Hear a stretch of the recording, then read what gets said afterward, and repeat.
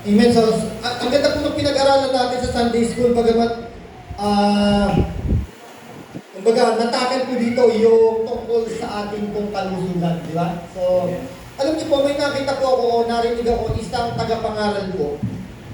Nangangaral po siya, spiritual and sa physical aspects po. Kumbaga, hindi naman po siya nagpipreach. Pero ang sabi niya dito, ganito, sabi niya, kung nagnanais kayong maging matagumpay sa buhay niyo, physical aspects po ito kung nagnanais kayong maging matagumpay sa buhay niyo, kailangan meron kayong alagaan. So ano kaya yun? Alam niyo po, mahalaga na inaalagaan pala namin ang ating kalusugan. Kasi alam niyo po, meron man tayong pangarap sa buhay o may hinahangad po tayo, may gusto tayong marating sa buhay, pero bagsak po ang ating kalusugan. Hindi po natin makukuha.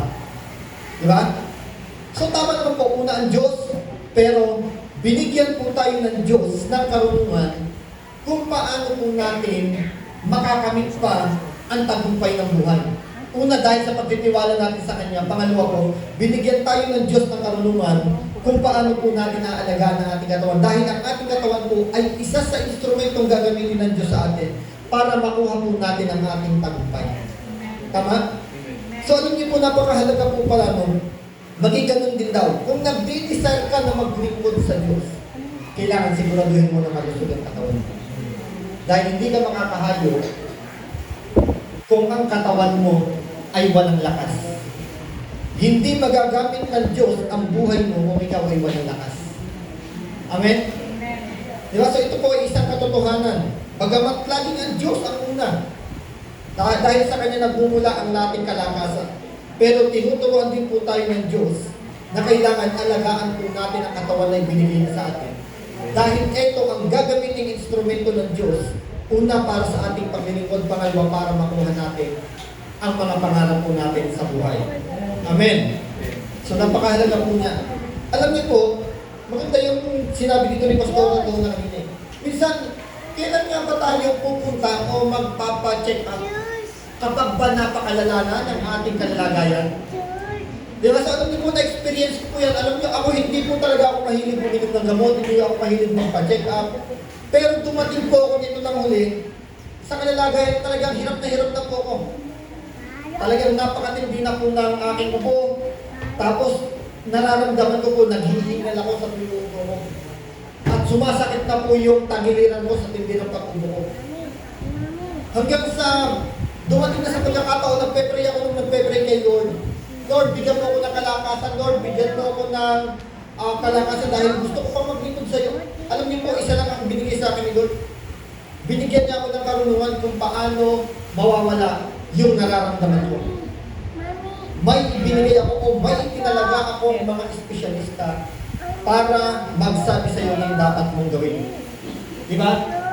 Alam niyo po, blessing po. Ang doktor, ang gamot, yan po ay blessing galing kay Lord yan. Hindi naman mangyayari, hindi naman nandyan yan para lang sa wala. Nandyan po yan sapagkat pinahintututan mo ng Diyos na meron po tayong lapitan dahil sila yung tinatawag na mga espesyalista. Meron po tayong malapitan sa sandaling nangangailangan po tayo ng kaalaman para sa mga nararamdaman natin sa ating katawan dahil yung mga yan po ang nag-aral, hindi po tayo. Di ba pag sinabi pong doktor, ano po ang ibig sabihin niya? Pag sinabi pong doktor, yan po ay mga dalubhasa. Tama? Hindi naman ganyan, pag may pumapasa po ng mga board exam, hindi naman nakalagay doon na for passing the doctor, examination for doctor, hindi po. Physician po nakalagay doon. Di ba, halimbawa po ganito, kapag meron pong nangangaral, mapapansin po natin kahit sa theology, may doctor of theology, doctor of divinity. Di ba meron pong mga ganun? Ibig sabihin po nun, dalubhasa po sila sa larangan na yon. Di ba? So kung kaya po, pag meron po tayong kinakailangan na katanungan, lalo about theology, malalalim na theology, hahanap po tayo ng mga doctors of theology.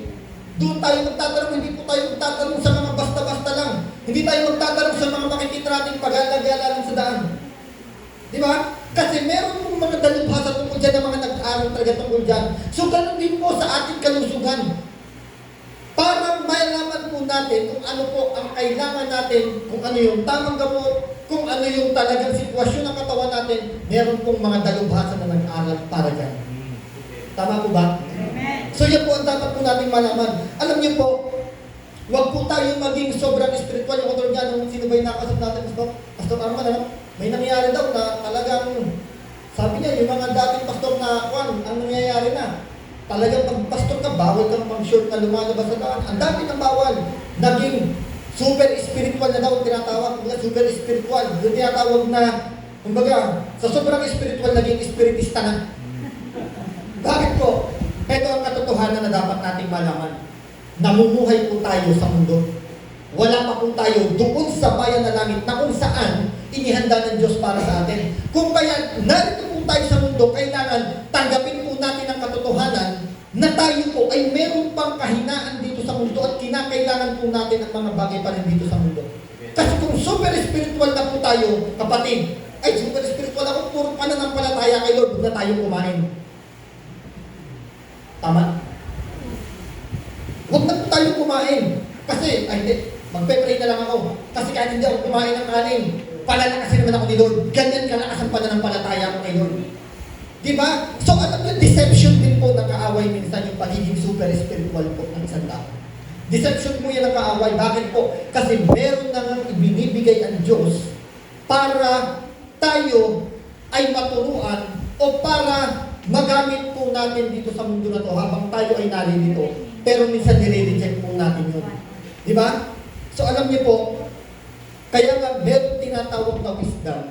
Ang kailangan po niyan, maunawaan po natin na bagamat ang Diyos ang pinagmumulan ng lahat ng kailangan natin dito sa mundo, pero ang lahat ng mabuting bagay maaring makapagbibigay sa atin ng lakas, sa ating pisikal, yan po ay galing sa Diyos. Di ba? Sabi doon, all perfect things o all good and perfect things is came from above. Sabi ko yan ng Bible. Kung di ako nagkakamali sa James. Di ba? Ibig sabihin, yung mga alam pala nating makakabuti sa atin, yung pala ay inilid sa atin ng Diyos, ito, kailangan mo to kasi makakabuti sa iyo. Di ba? So alam niyo po, napakahalaga po niya. Kaya tayo po, binigyan po tayo ng Diyos ng karunungan at meron po siyang mga ginagamit na tao or mga instrumento para ipaalam sa atin kung ano ba talaga ang kailangan natin sa ating katawan, sa ating pamumuhay dito sa mundo. Ano may binigyan po tayo ng Diyos ng karunungan kung sino ang dapat po nating lapitan para dyan. So yun po ang isang naging pagtuturo sa akin ni Lord. Nung dumating po ako, yun po ang talagang pinakamatagal na naranasan kong inubo po ako ng gano'n. Mahigit 2 months po yun. At dito ko lang po sasabihin yun. Sinabi ko na kay Pastor dito. Nung una hindi ko sinasabi sa kanila kasi ayokong na may matakot. Ayoko na may, maapektuhan ng ministry. Alam niyo po, pagdating ng gabi, laging napakasama ng pakiramdam ko. Pupunta po ako sa Bible study na para akong lalagnatin hanggang sa makauwi yun. Pagdating ng umaga, ganun pa rin po. Tapos talaga yung katawan ko, ang sasakit, ang bigat. Sabi ko nga, mukhang, kumbaga, ako mismo sa sarili ko, alam ko hindi maganda ang kondisyon ng katawan ko. And I praise God. Nilid ako ni Lord. Magpatingin ka para makakuha ka ng tamang gamot. Kasi ang dami ko na pong ininom na gamot. Iba-ibang gamot. Nagkuha na po ako yung, sabi ni Pastor, magpuan ka Pastor, kalamansi. Paano mo yung kalamansi naman? Ginawa ko. Tapos meron pa akong ininom na yung, ano ba yun, dahon. Mga dahon na kinuha namin ni Pastor Julie. Tapos sinanay, nakuha ng luyang dilaw, luya sa kakon. Bagamat maganda po, pero talagang may gamot na kailangan pala talaga tayo. Diba? Kasi kaya po pala may mga gamot o na-invento mga gamot na yan. Kasi alam ng Diyos na habang narito tayo sa mundo, daranas at daranas po tayo ng kasakitan sa ating physical na katawan. Bakit po? Kasi we are living at the physical nature na kung saan corrupted, may kahinaan, dadapuan ng sakit, dadapuan ng kung ano ng mga kasakitan na nangangailangan ng gamot na inihanda na ng Diyos. Blessing po yan. Yung mga gamot. Inihanda na po kasi ni Lord dyan bago pa man tayo dumating. Diba? Meron pong mga naka-invento niyan, merong pinagkalooban ng karunungan para maka-invento ng mga gamot na yan. Di ba? Hindi po galing sa kaawayan at hindi makakabawas sa ating pananampalataya yan. Bakit po? Kasi alam naman natin na itong gamot na to, i-take ko to, pero ito ay instrumento ng Diyos para magbigay ng kalakasan sa akin. Hindi naman na, ito iinumin ko to, alam ko ito lang ang tanging paraan para gumaling na ako. Di ba? Pagka ganun nakapokus lang tayo dun sa gamot na yun, na ito na lang kailangan ko. Lord, hindi na kita kailangan tong gamot na lang. Ayun na, doon na tayo mamamalik. Pero kung tinetake natin yung gamot at kinikilala natin, Lord, alam ko instrumento mo to. Alam ko kailangan ko to dahil ito ay instrumento mo para matanggal ang anumang kasakitan na nararamdaman ko sa aking katawan. Tinetake ko to, Panginoon, pero hindi mababawasan ang pananampalataya ko sa iyo. Dahil ang buong pagsampalataya ko ay nasa sa iyo, ginamit mo lang instrumento kung gamot na to para gamitin mo. Tama po ba? Amen. So yan po yung tinatawag na balance tayo in spiritual and in physical. Diba? Kasi nabubuhay pa po tayo sa mundo. Yan po ang isang katotohanan na dapat nating makutawan para hindi tayo patuloy na ma-deceive ng kaaway na diablo.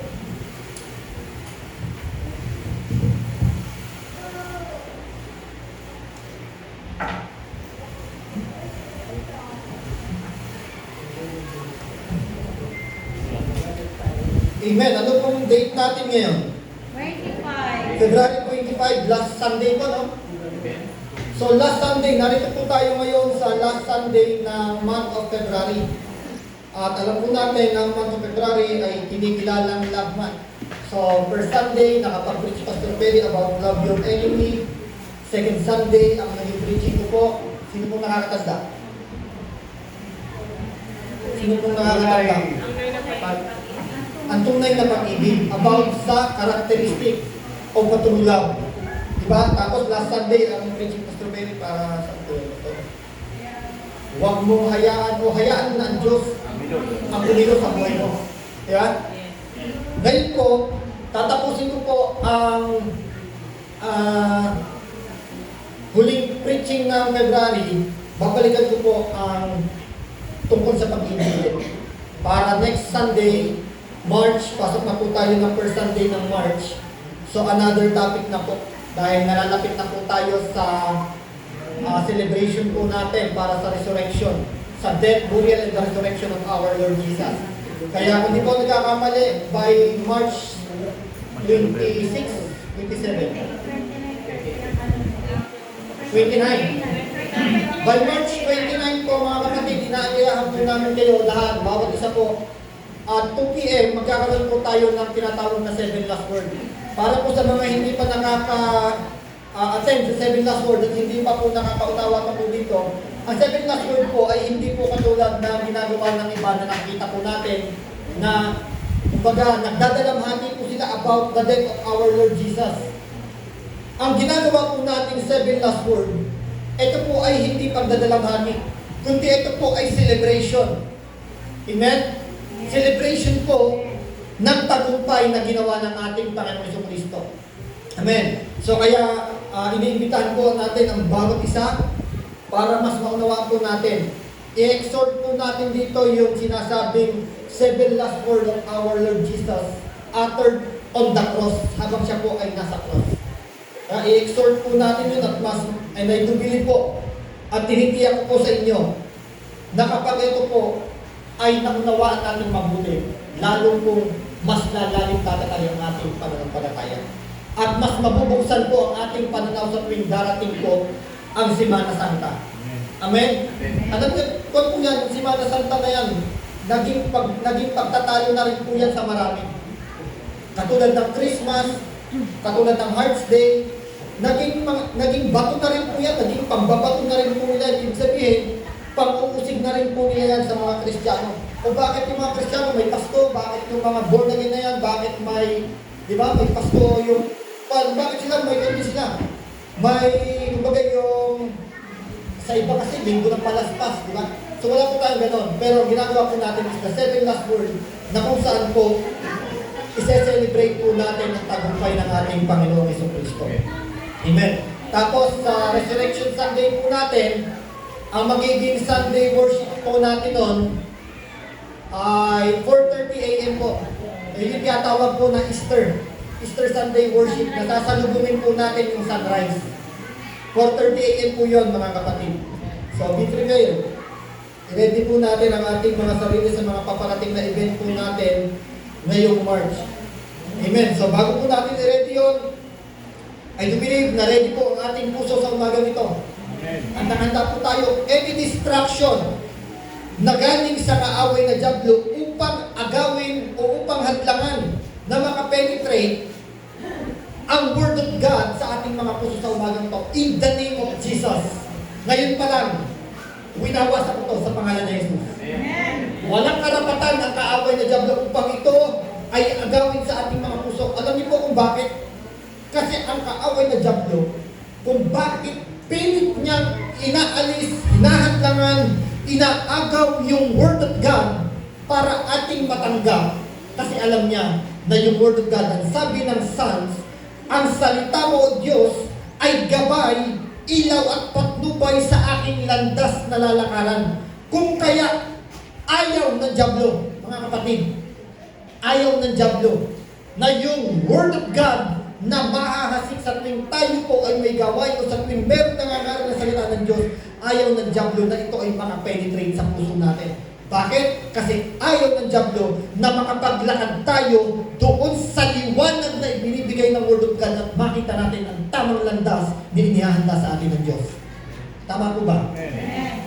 Kaya kapatid, tayo mismo kung gusto natin na lagi nating malakaran ang landas na inihanda sa atin ng Diyos, lagi tayong mag-desire, Lord, huwag mo hayaan na yung mga Word of God na maririlis sa umagang ito ay matapon lamang sa batuhan, sa damuhan o sa daan. Pagsayaan po Diyos na yung mga salita o yung mga binhi na ito na mahasik na yung umaga ay laging matanim sa matapang lupa ng aking puso. Amen? Upang ito ay sumibol, lumago at magbunga sa aking buhay. Kasi ito ang kailangan ko, Lord. Diba? So ito ang kailangan ko, Panginoon. Amen. So, ngayon po, pag-aaralan naman natin, lagi po natin natatapik yung the greatest love of God. Diba? Sa mga ilang pag-aaral natin, sa mga past years, mga previous years na pag-aaral po natin, the greatest love of God, the love of God. Diba? So naman napapag-aaralan natin ngayon, ang pag-aaralan naman po natin, ay ang pag-ibig ni Kristo. Diba? So, bagamat, pag sinabing love of God, kasama ng pag-ibig ni Kristo doon. Pero ang pag-aaral natin, specific natin ngayon, sa pag-ibig ng Diyos Anak. Kasi pag sinabing love of God, sinasaklaw na nito ang lahat, di ba? Yung lahat, pag-ibig ng Diyos, yung lahat ng ating kahinaan, lahat ng ating pagkukulang, lahat ng tao saklaw na ng pag-ibig ng Diyos. Ngayon, ano naman malalaman natin sa pag-ibig ni Kristo? Amen. Handa po ba tayo sa Word of God? Amen. Samahan niyo po ako, wala po tayong slide niyo. Samahan niyo po ako sa aklat ng Efeso.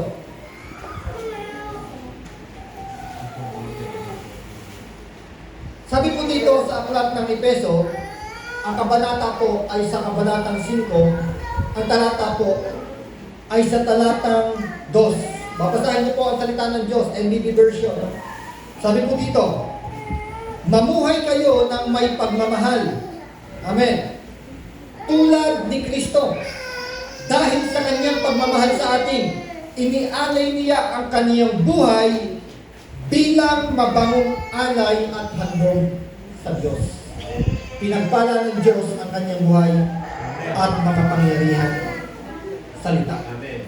Sabi dito, mamuhay kayo ng may pagmamahal. May dalawang klase po ng pagmamahal na tinutukoy po dito, mga kapatid.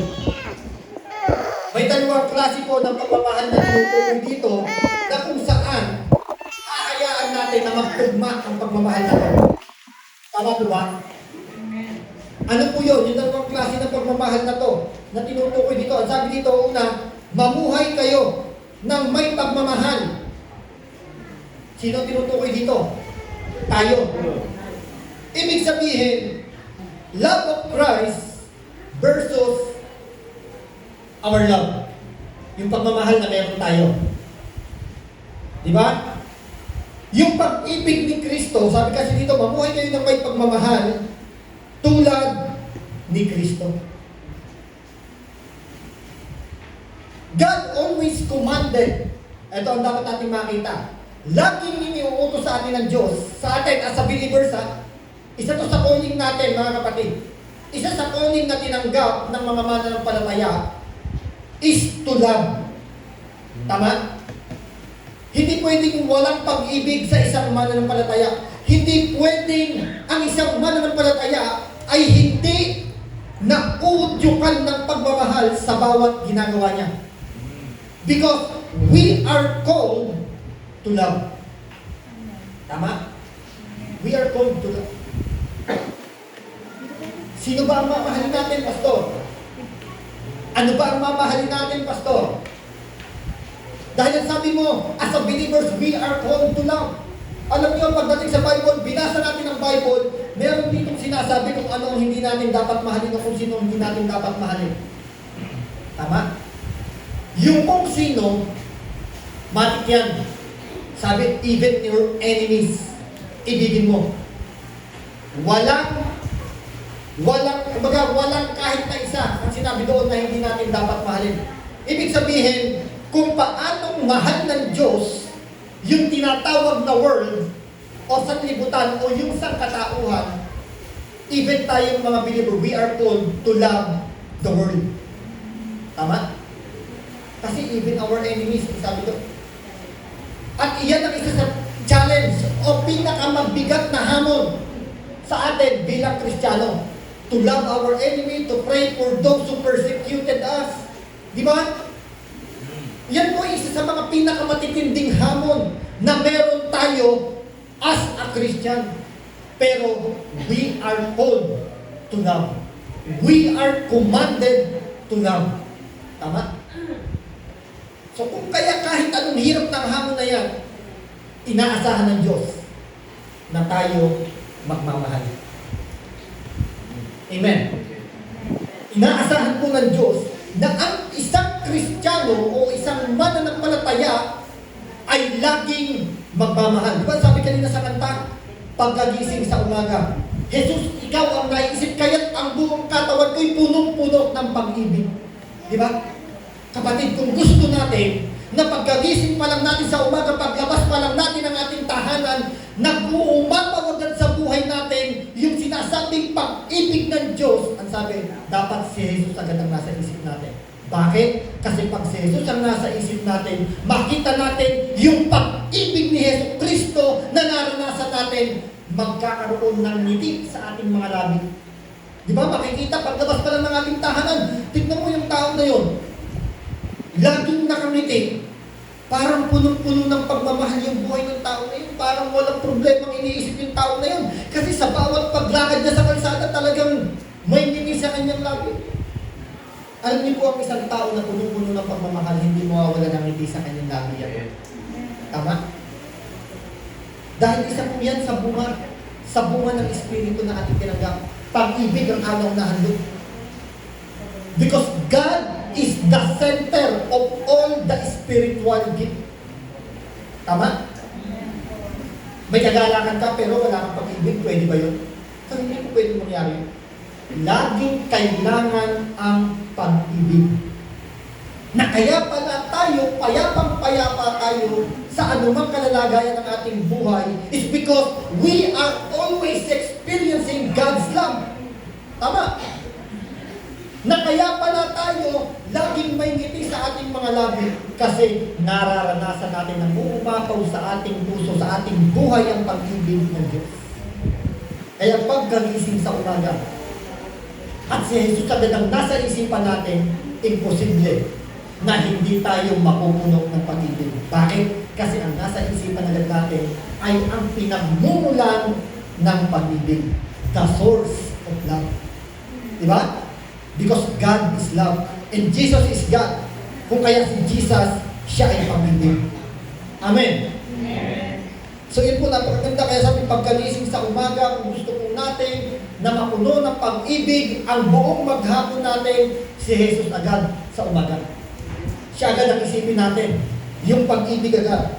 Now, balik po tayo.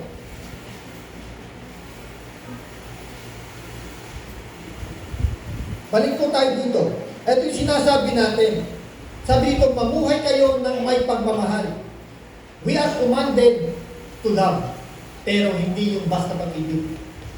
We are commanded to love as Christ loved. Kung paano si Kristo umiibig.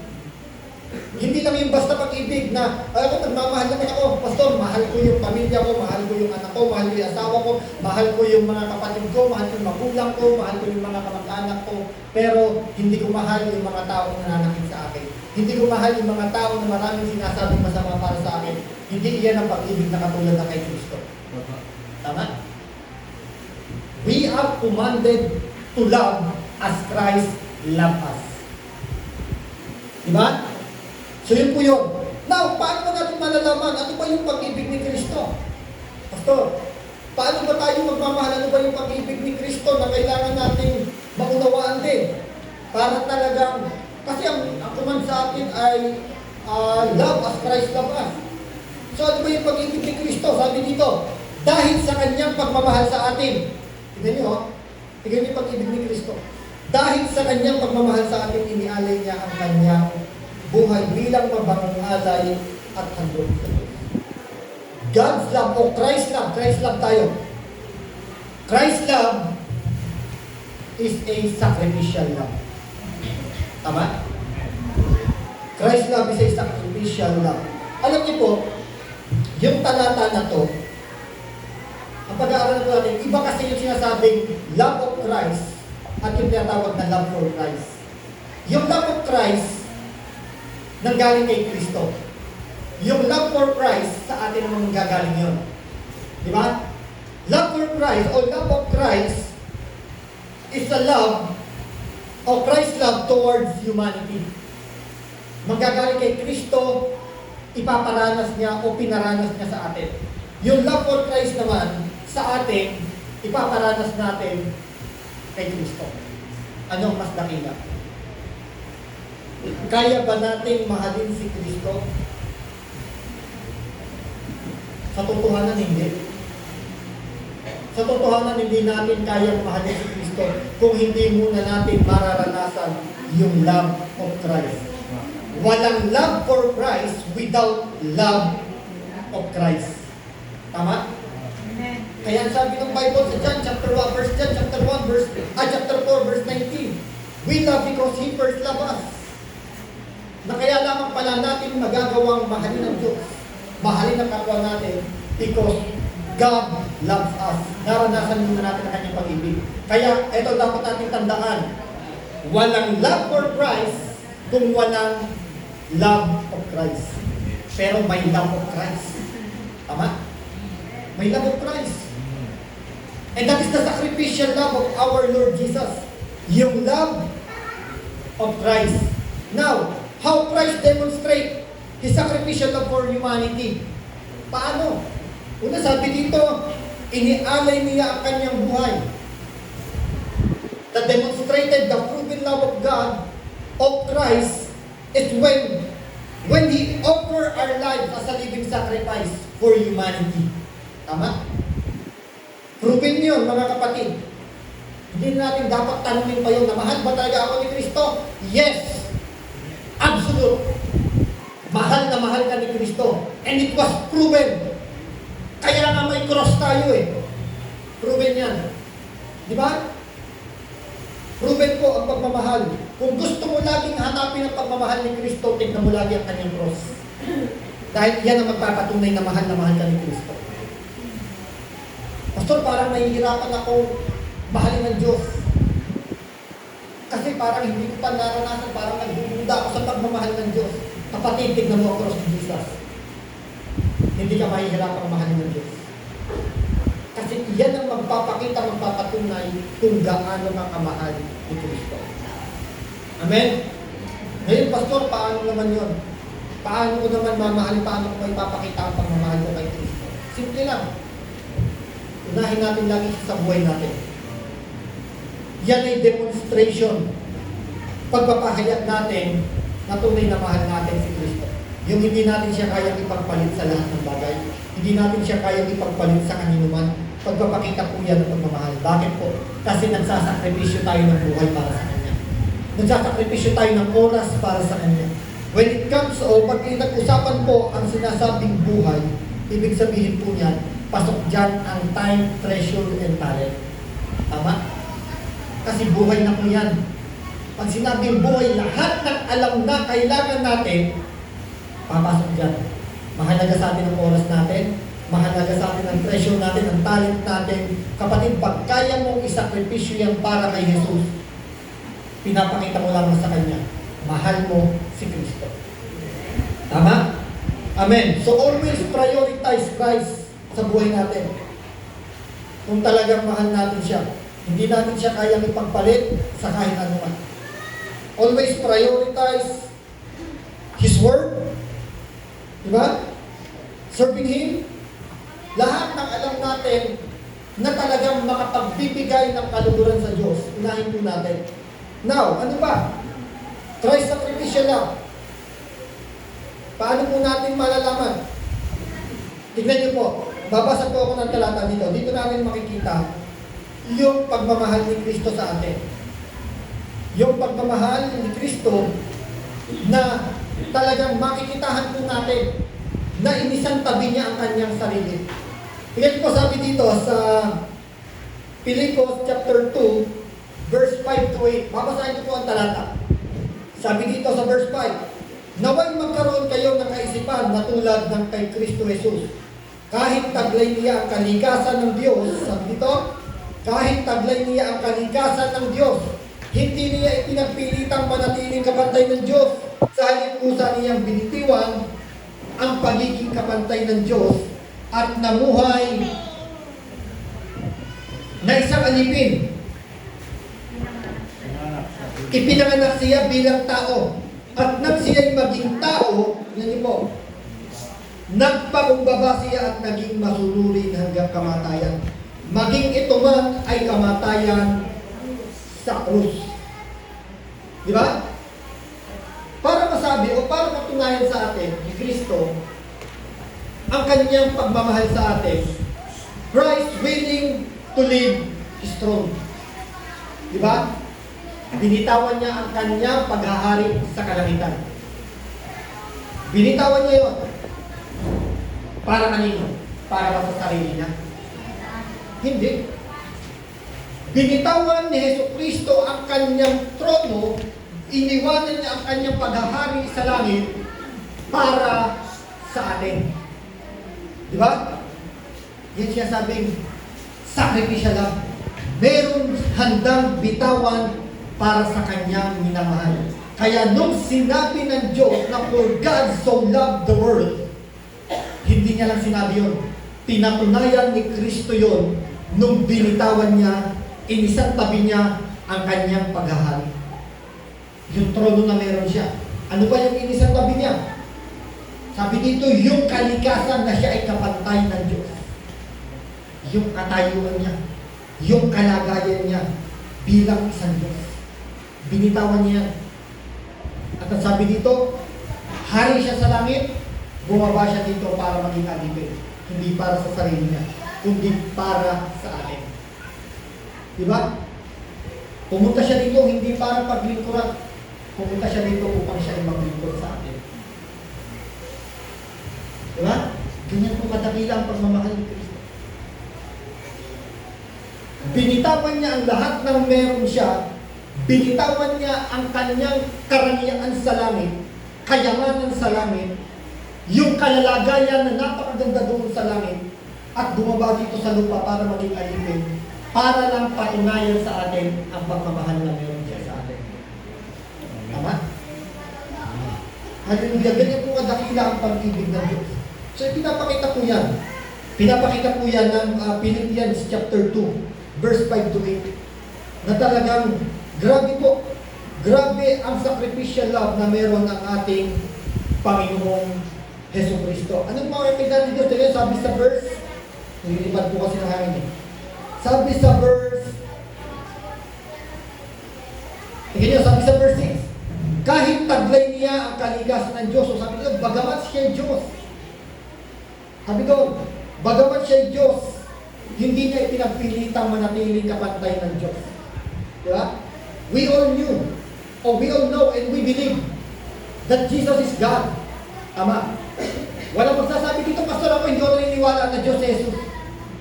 Lahat tayo naniniwala that Jesus is God. He's a 100% God. Pero, ang sabi dito, binitawan niya yun. Iniwanan niya yun. Di ba? Iniwanan po yun ni Jesus. Hindi niya ipinagpilitan yung pagiging Diyos, yung pagiging kapantay na ng Diyos. Iniwanan niya lahat yun. Bakit? Dahil sa udyok ng pagmamahal niya sa atin.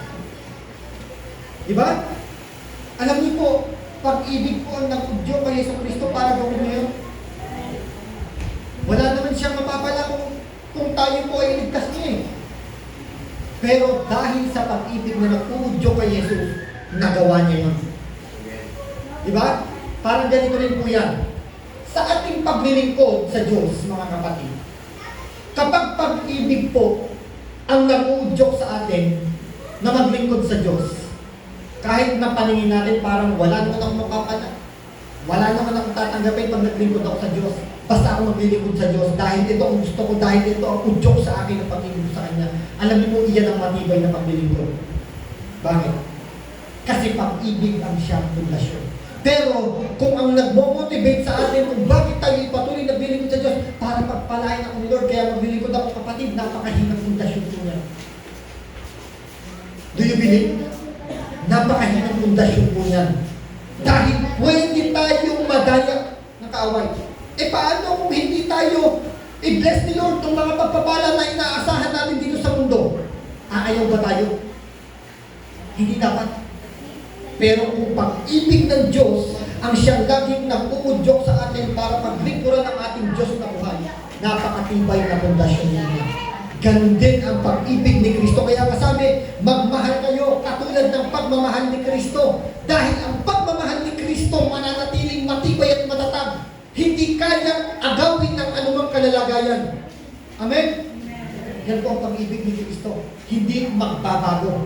So ganun din po, kapag naging ang pag-ibig po natin ay pag-ibig na katulad na kay Kristo, hindi po magbabago ang pag-ibig na meron tayo. Amen? So tingnan niyo po, sabi ito, hinubad niya ang lahat.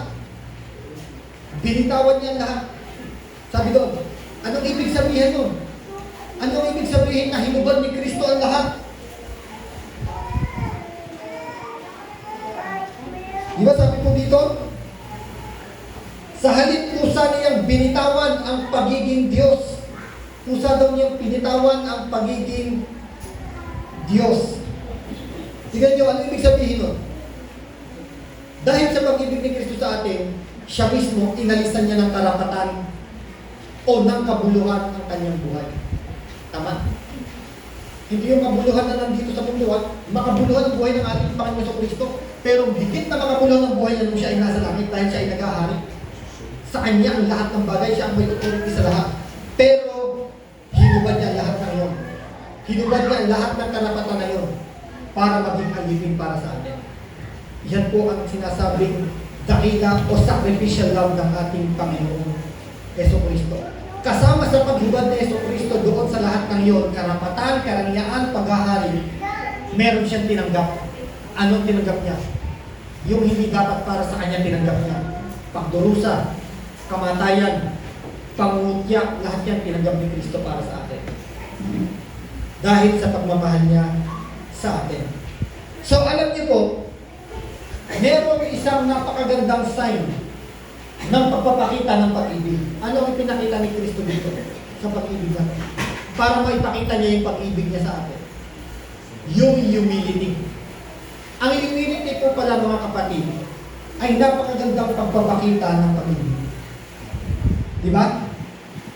Yung humility, yung kababaang loob po na ipinakita ng ating Panginoon Kristo, yan po ay pagpapakita ng sakripisya lang.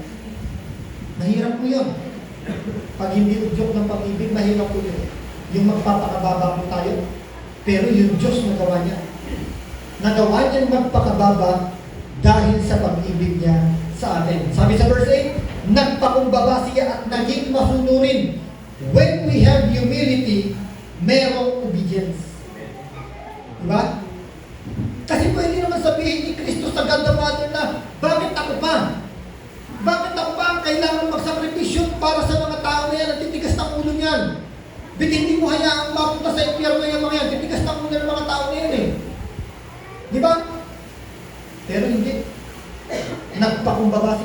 sabi dito. Nagpakumbaba siya, sabi sa verse 8, Philippians chapter 2, verse 8, nagpakumbaba siya at naging masunurin hanggang kamatayan. Dahil sa kanyang pag-ibig, merong pagpapakumbaba, at dahil sa kanyang pagpakumbaba, merong pagsunod. Diba? So napakahalaga po niyan. Sabi dito, nagpakumbaba siya hanggang kamatayan, maging ito man ay kamatayan sa krus. Amen. So, anong application sa atin ito, mga kapatid? Anong application sa atin ito? Lagi nating i-desire sa buhay natin, sa puso natin, na sa bawat gagawin natin, ito ay udyok ng pag-ibig upang magkaroon tayo ng tinatawag na humility and obedience. Because without love, wala din pong humility and obedience. Kaya lagi natin sabihin, Lord, pagharian lagi ako ng pag-ibig mo. Lord, pagharian lagi ako ng pagmamahal na nagmumula sa iyo para magawa ko kung ano ang ginawa mo ng Panginoon sa Kristo. Kasi sabi, magmahal kayo katulad ng pagmamahal ni Kristo. Di ba? May humility and obedience. Amen. Now, tignan natin yung extension of Christ's love. Yung extension po ng pagmamahal ni Kristo. Ang extension po nito, Christ extend His love to the undeserving and unworthy. Ito yung sinasabi natin kanina. Father God, hindi naman deserve yung mga yan para ako ay bumaba dito sa trono mo. Hindi deserve yung mga yan para ako na yung anak na naghahari dito sa langit ay mamatay sa krus. Diba? Hindi naman deserve yung mga yan eh. Titigas ng ulo niya no? Kung sino-sinong sinasamba ng mga yan, hindi ka na kinikilala ng mga yan eh. Pero mamamatay ako para sa kanila, ako na yung anak na ang ganda ng kalalagayan dito sa langit, naghahari, tapos mamamatay ako para sa kanila, hindi sila deserve. Di ba? Pero imbis na ganun ang isipin ni Jesus, dahil sa udyok ng pag-ibig niya sa atin, Jesus died for the undeserving people, for the unworthy people. Di ba? Lahat tayo hindi deserve. Walang isa man sa atin ang deserve na maranasan ng pagmamahal ni Kristo, pero ipinaranas niya sa atin. Yan po ang pagmamahal ni Jesus. Hindi niya minahal yung mga tao na nakikita niyang samba ng samba sa Kanya. Hindi niya minahal yung mga tao na nakikita niyang talagang matindi yung devotion sa Kanya. Hindi. Even the undeserving, the unworthy people, mahal na mahal ng Diyos. Pinaramdam ni Jesus ang pagmamahal niya sa lahat. Hindi lang sa iilan. Ano yung application nito sa atin? Ano yung application nito sa atin as a Christian? Kung sinasabi natin na tinamaan tayo ng pag-ibig na ito ni Kristo, dapat yung pag-ibig po natin nang i-extend sa mga undeserving, unworthy people. Sabi yung mga hindi ka ibig-ibig, sabi ng Bible. The enemies, tinatawag. Isang enemy lang na hindi natin dapat mahalin. Sino? Si Satan. Dahil siya lang naman talaga ang tunay na kaaway. Diba?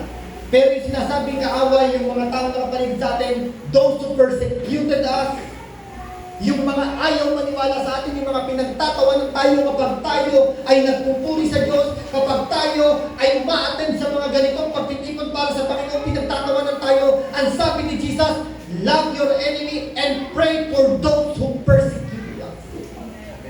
Diba? That is the extension of God's love. That is the extension of God's love na na-experience natin para sa lahat. Kung paano ang extension ng pagmamahal ni Jesus ay naranasan ng mga undeserving and unworthy people, lahat ng tao sa mundo. Kasi wala naman talagang deserve.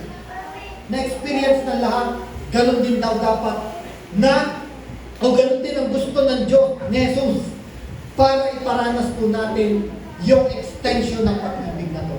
Amen. Hallelujah. Now, ano po yung dapat na maging response natin?